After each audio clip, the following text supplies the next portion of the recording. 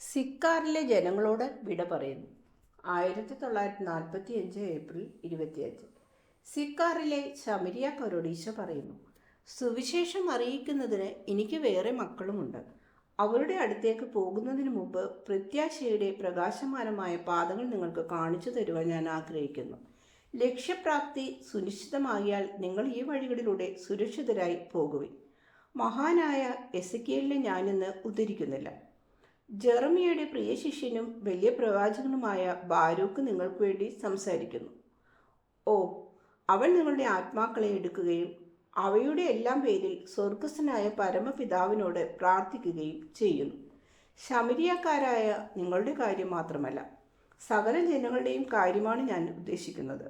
ബഹുവിധ പാപങ്ങളാൽ അകപ്പെട്ടു പോയവരും തിരഞ്ഞെടുത്തവരുമായ സകലരെയുമാണ് ഞാൻ ഉദ്ദേശിക്കുന്നത്. പുറം ജാതിക്കാരായ നിങ്ങൾ അനവധി ദൈവങ്ങളെ ആരാധിക്കുന്നു. എന്നാൽ ഏകസത്യ ദൈവത്തെപ്പറ്റി വേണ്ടത്ര അറിവില്ലെങ്കിലും അതേപ്പറ്റി നിങ്ങൾക്ക് ബോധമുണ്ട്. നിങ്ങളുടെ ആത്മാക്കൾ ആഗ്രഹിക്കുന്ന പ്രകാരം ആ ദൈവത്തെ അന്വേഷിക്കാനും മനസ്സിലാക്കാനും നിങ്ങൾക്ക് കഴിയാത്തത് നിങ്ങളുടെ ആലസ്യം മൂലമാണ്. പുറം ജാതികളും വിഗ്രഹ ആരാധകരുമായ നിങ്ങൾക്ക് കുറഞ്ഞപക്ഷം ഒരു ധാർമ്മിക നിയമമെങ്കിലും നൽകപ്പെട്ടിട്ടുണ്ടല്ലോ. എന്തെന്നാൽ നിങ്ങൾ മനുഷ്യരാണ്. എന്തെന്നാൽ മനുഷ്യൻ ദൈവത്തിൻ്റെ അന്തസത്ത ഉൾക്കൊള്ളുന്നു. ആ അന്തസത്തയുടെ പേര് ആത്മാവെന്നാണ്. അതെപ്പോഴും ജീവിതത്തിൽ നല്ല കാര്യങ്ങൾ നിർദ്ദേശിക്കുകയും ദിവ്യമായ കാര്യങ്ങൾ ആവശ്യപ്പെടുകയുമാണ് ചെയ്യുന്നത്. എന്നാൽ നിങ്ങൾക്ക് ലഭിച്ചിട്ടുള്ള മാനുഷികമായ ധാർമ്മിക നിയമങ്ങളെ വിസ്മരിച്ചുകൊണ്ട് അതിനെ പാപപങ്കിലമായ മാംസത്തിൻ്റെ അടിമയാക്കാനാണ് നിങ്ങൾ ശഠിക്കുന്നത്. അങ്ങനെ നിങ്ങൾ പാപികളായിത്തീരുന്നു. മാനുഷികമായ കാഴ്ചപ്പാടിലൂടെ നിങ്ങൾ വിശ്വാസത്തെയും നിങ്ങളെ തന്നെയും നികൃഷ്ടമാക്കുകയും മൃഗങ്ങളെക്കാൾ തരംതാണവരായി തീരുകയും ചെയ്തിരിക്കുന്നു. എന്നാലും ഇത് കേൾക്കുക, എല്ലാവരും ഇത് കേൾക്കുക.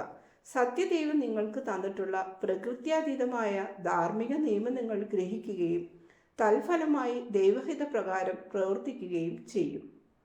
മഹത്തായ എളിമയിൽ വിനീതമായി തീർന്നിരിക്കുന്ന നിങ്ങളുടെ ഹൃദയങ്ങൾ ബാരൂക്കിൻ്റെ പ്രാർത്ഥന ഏറ്റുചെല്ലണം. നിങ്ങളുടെ ഈ എളിമ ഒരു അധംപതനമോ അസ്ഥിരതയോ അല്ല, നേരെ മറിച്ച് സ്വന്തം ദയനീയാവസ്ഥയെക്കുറിച്ചുള്ള യഥാർത്ഥമായ അവബോധമാണ്. ഇതിനു പുറമെ നിങ്ങളുടെ ഹൃദയങ്ങളെ ഉത്കർഷത്തിലേക്ക് നയിക്കുവാനുള്ള ദിവ്യമായ അഭിവാഞ്ഛയും അതിലുണ്ട്. ബാരൂക്ക് പ്രാർത്ഥിച്ചത് ഇപ്രകാരവുമാണ്: കർത്താവേ, അങ്ങയുടെ വാസസ്ഥലത്തു നിന്നും താഴേക്ക് ഞങ്ങളെ നോക്കുക. ഞങ്ങളുടെ പ്രാർത്ഥന അവിടുന്ന് ശ്രദ്ധിക്കുകയും കേൾക്കുകയും ചെയ്താലും. അവിടുന്ന് ഞങ്ങളെ നോക്കുക, ഞങ്ങളുടെ അർത്ഥനകൾ പരിഗണിക്കുക. ഷിയോലിലെ ഞങ്ങളുടെ പരേതർ ദൈവത്തെ സ്തുതിക്കാതെയും അവിടുത്തെ കൽപ്പനകൾ അനുസരിക്കാതെയും ഇഹലോകവാസം വെടിഞ്ഞവരാണ്.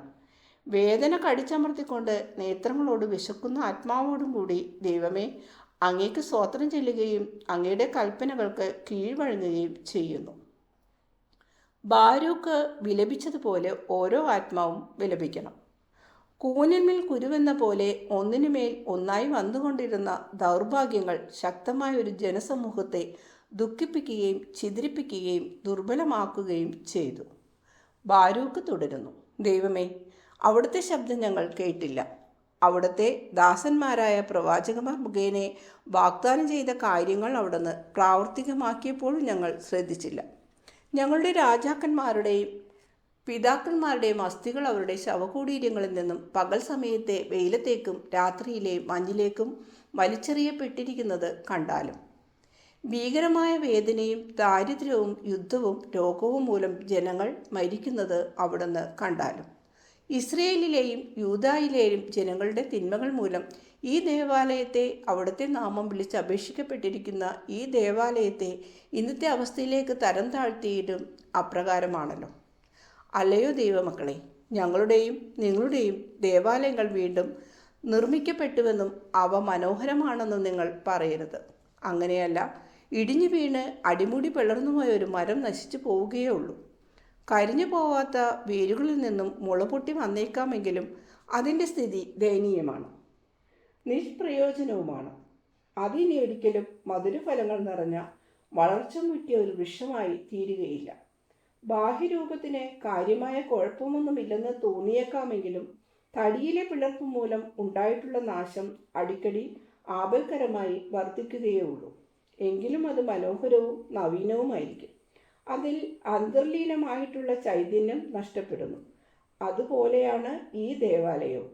ഇതിലുള്ള പ്രകൃത്യാതീതമായ ജ്വാല മുഴുവൻ അണഞ്ഞു പോവുകയും ഇതിൻ്റെ ജീവൻ തന്നെ എടുക്കപ്പെടുകയും ചെയ്യുന്ന നാഴിക വരുന്നു. ഈ ദേവാലയവും വിശിഷ്ട ലോഹത്താൽ നിർമ്മിതമായ ബലിപീഠവും നശിച്ചു പോകും. പുരോഹിതന്മാരുടെ വിശ്വാസവും ജീവകാരുണ്യവുമാകുന്ന ഉലയിൽ ഊതിപ്പഴിപ്പിച്ചാൽ മാത്രമേ പ്രസ്തുത ലോഹം നിലനിൽക്കുകയുള്ളൂ. വിറങ്ങലിച്ച് ബീഭത്സമായ ശവശരീരങ്ങൾ ഈ ദേവാലയ പരിസരത്ത് എല്ലായിടത്തും കിടക്കും. വിദേശത്തു നിന്നുള്ള കാക്കകൾ അവ കൊത്തിപ്പറിക്കും. ദൈവശിക്ഷയുടെ ഹിമപാതം ഈ ദേവാലയത്തെ പൂർണ്ണമായും നശിപ്പിച്ചു കളയും. അല്ലയോ ഇസ്രയേൽ മക്കളെ, നിങ്ങളുടെ രക്ഷകനായ എന്നോടൊപ്പം നിങ്ങളും വിലപിക്കുവിൻ. ദൈവത്തിൻ്റെ സിംഹാസനത്തിൽ എത്തിച്ചേരുന്നതിന് എൻ്റെ ശബ്ദം നിങ്ങളെ സഹായിച്ചേക്കാം. എൻ്റെ ശബ്ദത്തിന് അതിനുള്ള കഴിവുണ്ട്. ദൈവപുത്രനായ ക്രിസ്തുവിനോടൊപ്പം പ്രാർത്ഥിക്കുന്നവരുടെ പ്രാർത്ഥന ആ പുത്രൻ്റെ പിതാവായ ദൈവം കേൾക്കും. ബാരൂക്കിൻ്റെ ആ പഴയ പ്രാർത്ഥന നമുക്ക് പ്രാർത്ഥിക്കാം. സർവശക്തനായ ദൈവമേ, ഇസ്രയേലിൻ്റെ ദൈവമേ, വേദന നിറഞ്ഞ അസ്വസ്ഥമായ ഓരോ ഹൃദയവും അങ്ങയോട് നിലവിളിക്കുന്നത് കേട്ടാലും ഞങ്ങളോട് കരുണ കാണിച്ചാലും കർത്താവെ, അവിടുന്ന് ദയാലുവായ ദൈവമാണല്ലോ. അവിടുത്തെ മുമ്പിൽ പാപം ചെയ്തു പോയ ഞങ്ങളോട് കരുണ കാണിച്ചാലും അവിടുന്ന് നിത്യസിംഹാസനത്തിൽ ഇരിക്കുമ്പോൾ ഞങ്ങൾ നിരന്തരം നശിക്കണമോ? സർവശക്തനായ ദൈവമേ, ഇസ്രയേലിൻ്റെ ദൈവമേ, ഇസ്രയേലിലെ മരിച്ചുപോയവരുടെയും അവരുടെ സന്തതികളുടെയും പ്രാർത്ഥന അവിടുന്ന് കേട്ടാലും ഞങ്ങൾ അവിടത്തേക്കെതിരായി പാപം ചെയ്തു പോയി. നിത്യശബ്ദം ഞങ്ങൾ കേൾക്കാത്തതിനാൽ ഞങ്ങളുടെ മേൽ അത്യാഹിതങ്ങൾ വന്നു വീണു. ദൈവമേ, ഞങ്ങളുടെ പൂർവികരുടെ ദുഷ്പ്രവൃത്തികൾ നീ കണക്കിലെടുക്കരുതേ. നേരെ മറിച്ച് അവിടുത്തെ ശക്തിയും നാമവും അവിടുന്ന് ഓർക്കണമേ. എന്നാൽ ഞങ്ങൾ അവിടുത്തെ ശക്തിയും നാമവും അവിടുന്ന് ഓർക്കണമേ. എന്നാൽ ഞങ്ങൾ അവിടുത്തെ നാമം വിളിച്ചപേക്ഷിക്കുന്നു. ഞങ്ങളുടെ പൂർവികരുടെ ദുഷ്പ്രവൃത്തികളിൽ നിന്നും ഞങ്ങൾ പിന്തിരിയുന്നു. ദൈവമേ, ഞങ്ങളുടെ മേൽ കരുണ തോന്നണമേ. ഇപ്രകാരം പ്രാർത്ഥിച്ച് ദൈവദത്തമായ ജ്ഞാനത്തിലേക്ക് തിരികെ വന്ന് മാനസാന്തരപ്പെടുവിൻ. ഇതിനുള്ള മാർഗം ദൈവകൽപ്പനകളുടെയും നിയമത്തിൻ്റെയും ഗ്രന്ഥത്തിൽ കാണാം. രക്ഷയുടെ സമയം അടുത്തിരിക്കുന്നുവെന്ന സുവിശേഷം പാവപ്പെട്ടവരെ അറിയിക്കുന്നതിനായിട്ടാണ് ഈ എളിയ രൂപത്തിൽ ദൈവത്തിൻ്റെ മിശിഹയായ ഞാൻ വന്നിരിക്കുന്നത്.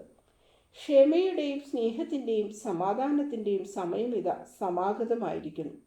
ഈ വചനം വിശ്വസിക്കുന്നവർ നിത്യജീവനിൽ എത്തിച്ചേരും.